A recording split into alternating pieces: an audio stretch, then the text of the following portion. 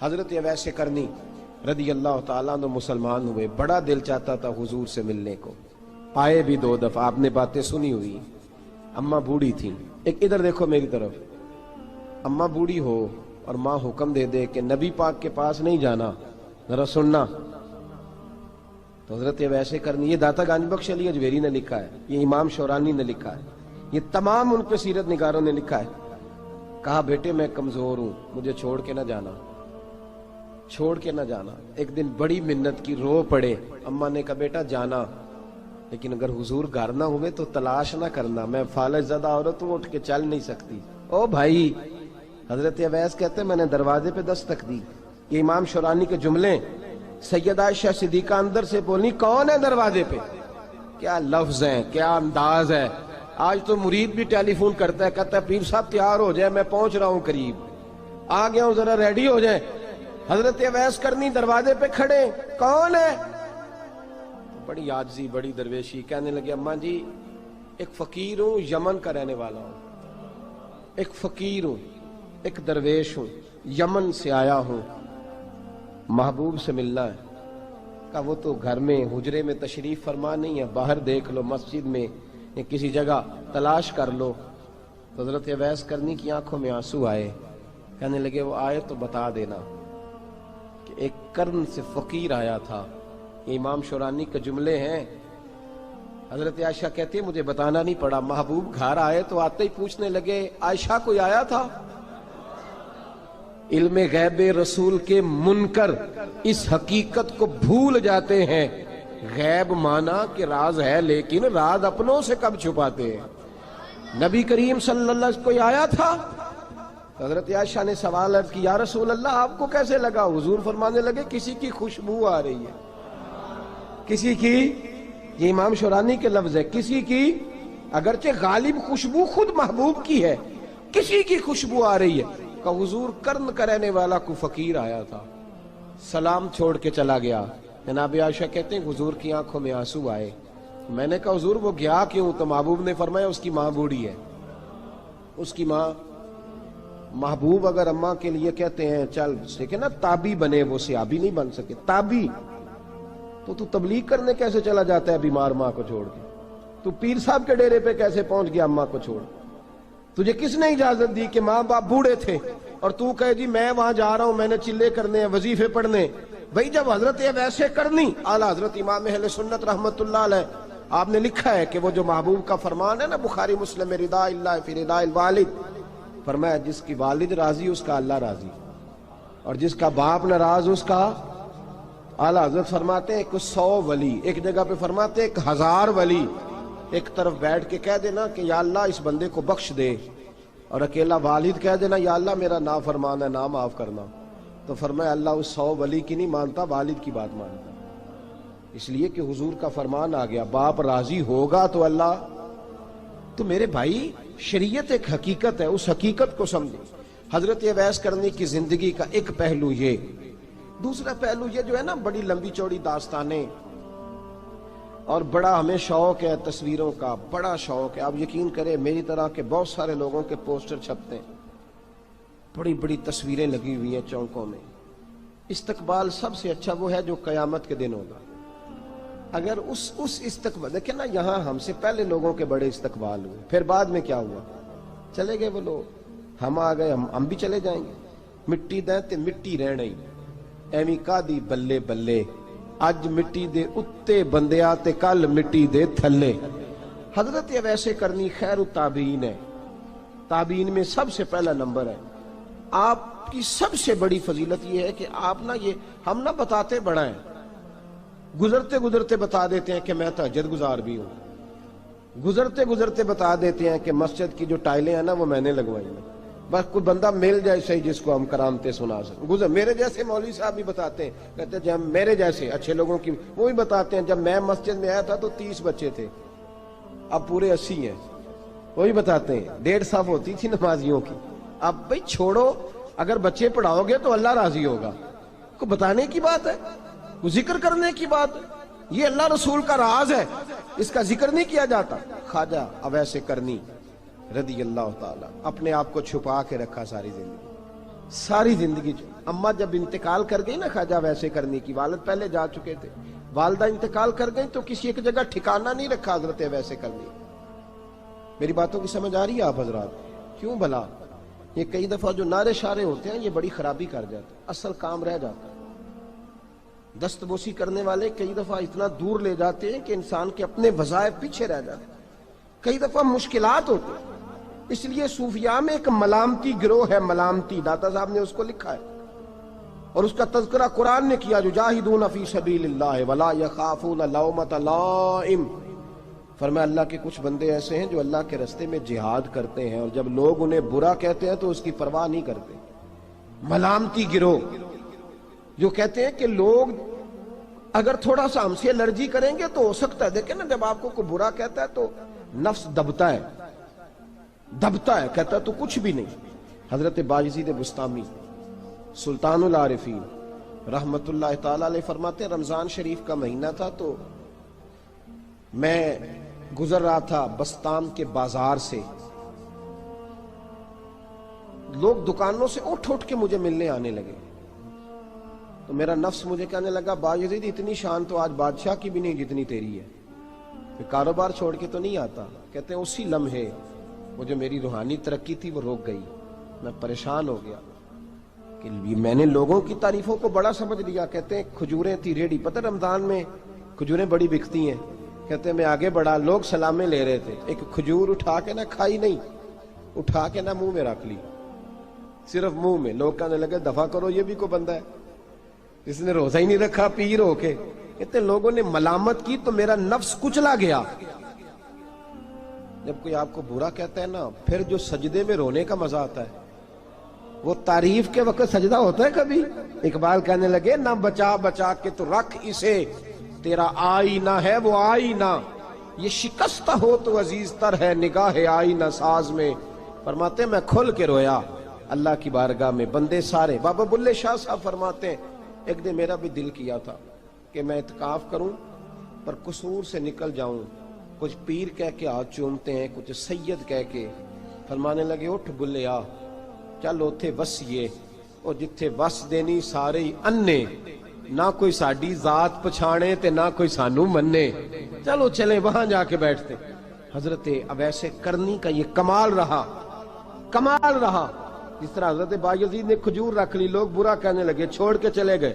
فرماتے ہیں جو مزہ اس دن سجدوں میں آیا نا، تھوڑا آگے جا کے میں نے کھجور باہر نکال دی، روزہ بھی نہیں ٹوٹا۔ میرا خادم کہنے لگا حضور یہ کیا کیا؟ فرمانے لگے رب کے قریب ہونے کا ایک طریقہ اختیار کیا ہے، یہ بھی ایک طریقہ ہے اس کے قریب ہونے کا۔ صاحبو حضرت بایزید چھپے رہے۔ داتا صاحب نے لکھا ہے ایک اور تابعی تھے حضرت حرم بن حیان ان کا نام، وہ کہتے ہیں میرے دل میں تڑپ لگ گئی کہ حضرت اویس کرنی سے ملوں۔ میں یمن آیا ملنے، جب ان کی والدہ کا انتقال ہوا تو ایک جگہ رہتے نہیں تھے، کبھی یمن، کبھی کوفے، کبھی کہیں۔ حضرت حرم بن حیان کہتے ہیں میں حضرت اویس کرنی کو ڈھونڈتے، توجہ ہے میری بات پر، میری طرف دیکھیں، کہتے ہیں میں نے مہینوں کا سفر کیا۔ آپ نے بھی کبھی کیا ہے مرشد ڈھونڈنے کے لیے؟ گھر بہ کے آکھی ہوندے نے کوئی کامل نہیں رہا، ساریاں دکانداریاں، بھئی تو گیا کہاں ہے؟ تو کہاں گیا ہے؟ گھر بیٹھے ہی فیصلہ کر لیا تو نے؟ تو کہاں نکلا ہے؟ جو نکلتے ہیں نا انہیں تو رب کریم کا قرب بھی نصیب ہو جاتا ہے۔ تو نکلا ہی نہیں، تو نے گھر بیٹھے ہی فیصلہ کر، سارے غلط ہے، یہ ہو ہی نہیں سکتا سارے غلط ہو۔ اس لیے کہ صحیح بخاری میں محبوب کا فرمان موجود ہے، نبی کریم علیہ السلام نے فرمایا میری امت کبھی گمراہی پر جمع ہو ہی نہیں سکتی، تھوڑے لوگ برے ہوں گے، سارے برے ہو سکتے؟ یہ تو ہم نے ایک دوسرے پہ تنقید کر کے لوگوں کو برا کیا، جو اچھے تھے وہ بھی ہماری تنقید کے پیچھے چھپ گئے، ورنہ ایسی کوئی بات، بڑی بڑی خیر موجود ہے دنیا، بڑی بڑی خیر۔ حضرت حرم بن حیان کہتے ہیں میں جناب ویسے کرنی کو ڈھونڈنے نکلا تو ان کو ڈھونڈتے میں پہلے یمن گیا، لوگوں سے میں نے کہا ویس، کہنے لگے چھوڑو وہ تو دیوانہ ہے۔ اور داتا صاحب نے یہ لفظ لکھے ہیں، لفظ دیکھنا یہ بڑا مزہ دیں گے آپ کو جملے۔ داتا صاحب کہتے ہیں جب حضرت حرم بن حیان نے پوچھا نا ویس کرنی، تو کہا وہ تو دیوانہ ہے، مجنون ہے، پاگل ہے معاذ اللہ۔ کیوں؟ کیا تم نے دیکھ لیا؟ کہنے لگے جب دنیا روتی ہے تو وہ ہنستا ہے، جب دنیا رو رہی ہوتی ہے تو وہ ہنستا ہے، اور جب لوگ ہنستے ہیں تو وہ روتا ہے۔ عجیب اس کا انداز ہے، وہ تو دیوانہ سا آدمی ہے اور عجیب بندہ ہے، عجیب شخص ہے وہ۔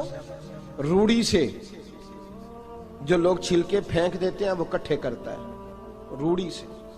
اٹھو بلیا چلو تھے وسیے جتھے وس دینی سارے ینے، نہ کوئی ساڈی ذات پچھانے تے نہ کوئی سانو منے۔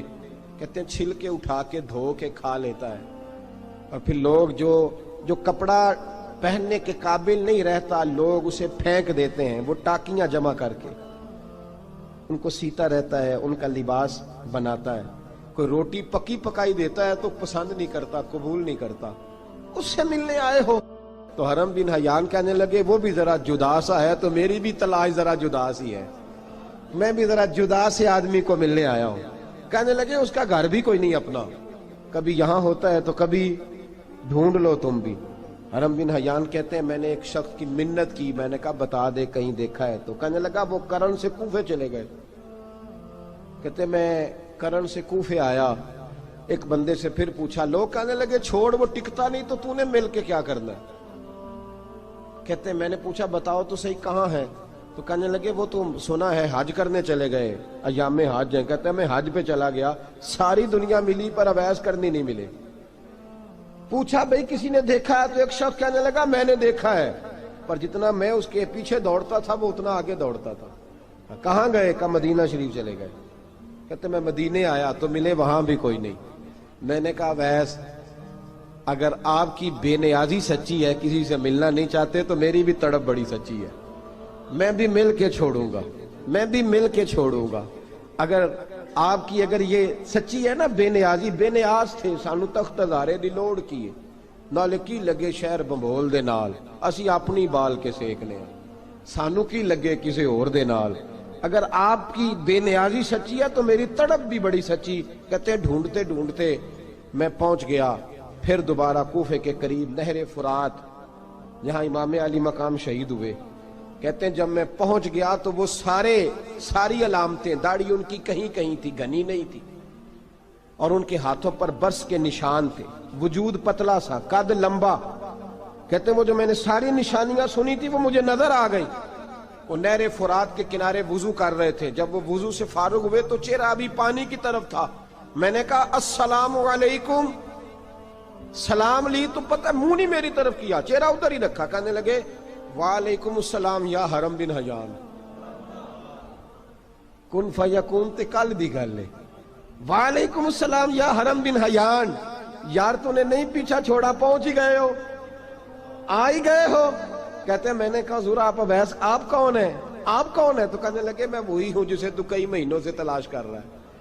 تو میں نے کہا حضور آپ میرا نام کیسے جانتے ہیں؟ یہ کشف المحجوب پڑھ رہا ہوں داتا صاحب کی، میرا نام کیسے جانتے ہیں؟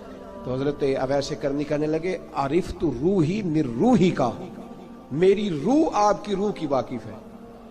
وہ میری جو روح ہے نا، روح۔ امام غزالی سے کسی نے کہا تھا حضور آپ مجھ سے کتنا پیار کرتے ہیں؟ فرمانے لگے اپنے دل سے پوچھ لے تو کتنا کرتا ہے، برابر ہے، پوچھ لے اپنے دل سے تو مجھ سے کتنا کرتا ہے، میں بھی اتنا ہی کرتا ہوں، یہ پوچھ لے تو۔ بھائی حضرت اویس کرنی کی ملاقات ہوئی تو کہا حضور میں کہاں چلا اور آپ کہاں دوڑے؟ آپ فرمانے لگے یار میں چھپا ہوا ہوں تو مجھے چھپا رہنے دے، میں چھپا ہوا، میں سراپا مخزن راز تھا اور رہا تھا مدت و راز۔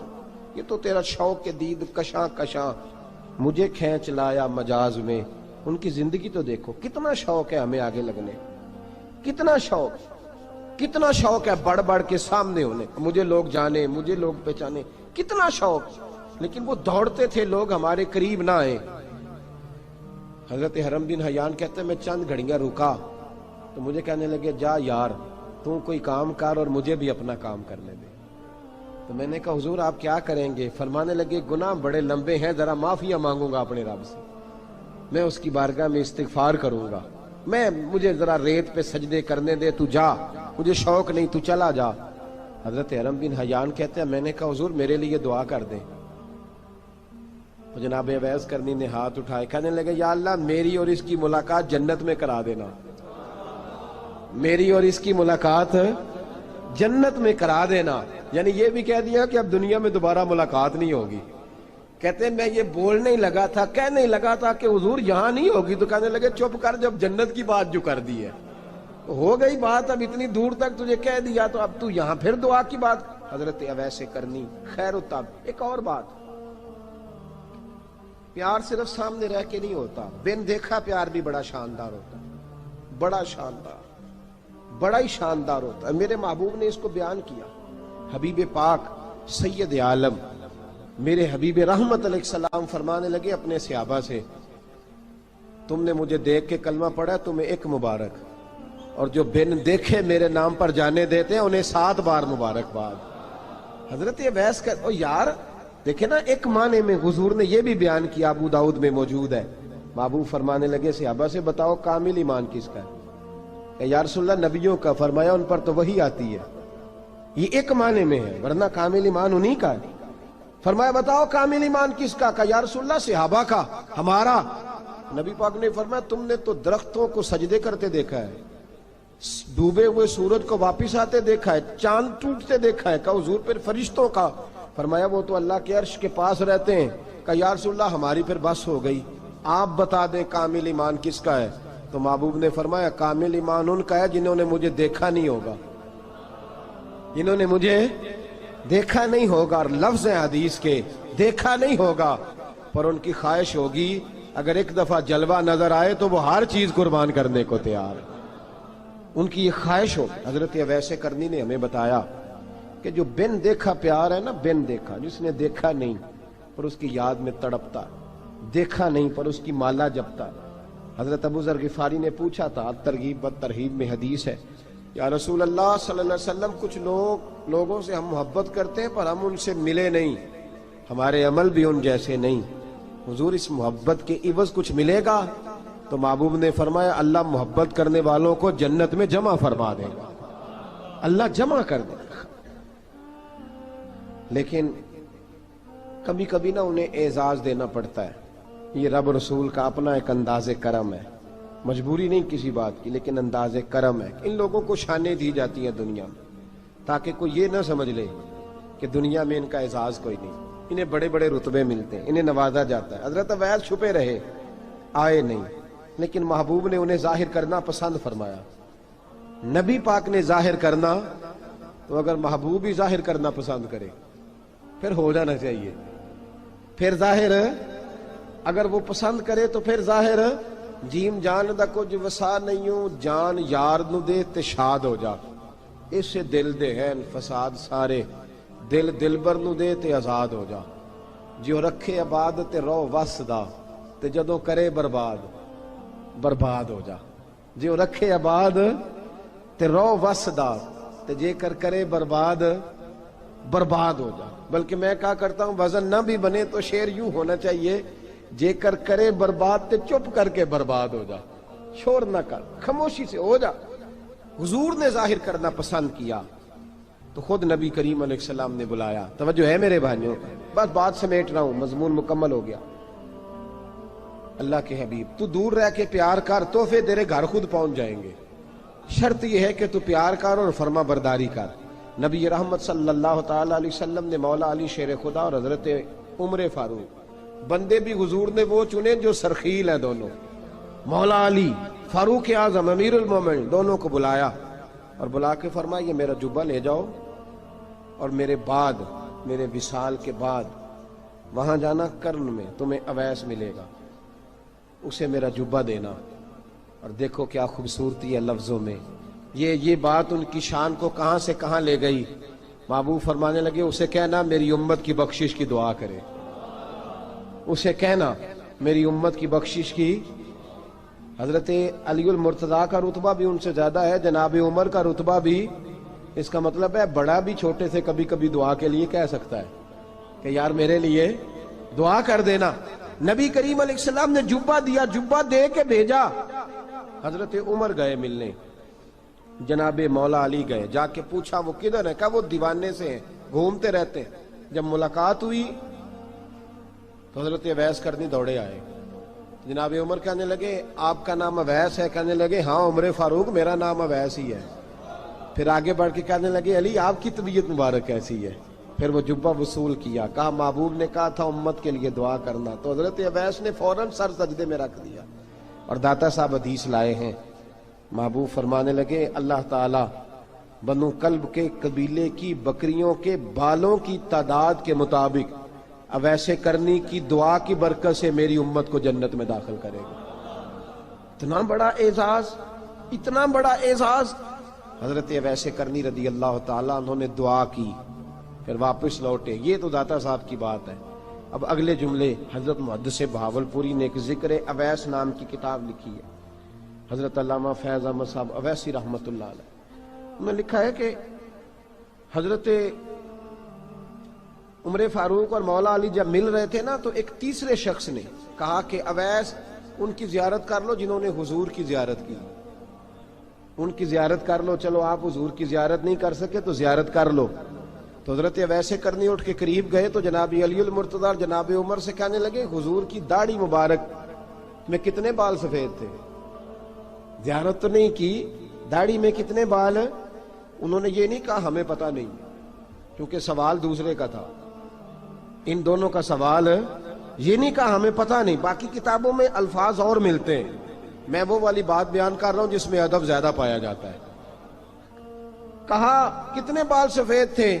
تو یہ نہیں فرمایا مولا علی اور جناب عمر نے کہ ہمیں پتہ نہیں، کہنے لگے ویس آج آپ ہی بتائیں گے کتنے سفید، آج آپ ہی بتائیں کتنے ہیں۔ تو حضرت سیدنا اویس کرنی کہنے لگے محبوب کی داڑھی مبارک میں 17 بال سفید تھے، 17 بال سفید تھے، یہ ان کی زیارت کا حال۔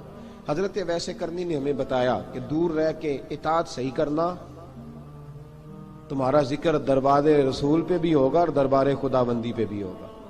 دوسرا یہ جو بہت زیادہ شوق ہے آگے آگے بڑھنے کا ہر آدمی کو، میں اکثر یہ رونا روتا ہوں، میں کہتا ہوں پہلے کوئی کسی بزرگ سے ملتا تھا تو دعا کراتا تھا، اب ملتے ہیں تو کہتے ہیں حضرت ذرا میرے ساتھ فوٹو تو کھنچوا لیں۔ پہلے لوگ دعا کراتے، ہاں دعا کی التجا کرتے، کہتے تھے مہربانی کر، اتنا ہی کہہ دیں کہ اللہ تیری دنیا اور آخرت بہتر کر دے، اب یہ رنگ اب فوٹو کھینچتے۔ تو بھائی یہ بہت زیادہ ہمارا جو رویہ اس طرح کا ہے، یہ حضرت اویس کرنی کی سیرت بتاتی ہے کہ یہ الجھاؤ ہے، الجھو نہ، سلجھ کے وقت گزارو۔ اور تیسری بات ان کی حیات مبارکہ سے ہمیں یہ ملتی ہے، اللہ کے ساتھ جو لوگ جڑ جاتے ہیں انہیں ویسے ہی دنیا کی ضرورت نہیں رہتی، ان کی توجہ ہی اور جانب ہو جاتی ہے۔ دعا کرتا ہوں مالک کریم کے حضور جو کچھ میں نے عرض کیا اللہ اپنی بارگاہ میں مقبول فرمائے، دوران گفتگو جہاں ہم بھول گئے اللہ ہم سے درگزر فرمائے۔ آخر دعوانا